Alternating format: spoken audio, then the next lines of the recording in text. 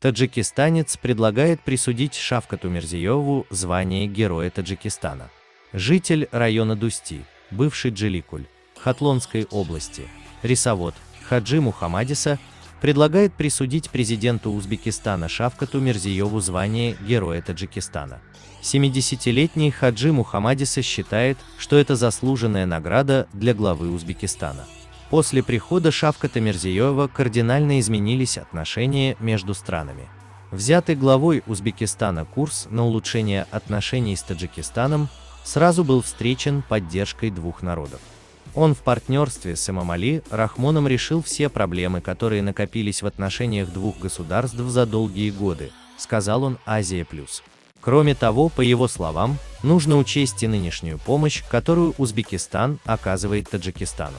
На сегодня Узбекистан остается лидером среди оказавших помощь Таджикистану в борьбе с COVID-19. Ташкент уже трижды отправил в Душанбе гуманитарную помощь, врачей-вирусологов и мобильную больницу, сказал Хаджи Мухаммадиса. В августе 2018 года в ходе государственного визита в Ташкент глава Таджикистана Эмомали Рахмон был награжден орденом Эл-Юрт-Хурмати, орденом всенародного признания и уважения.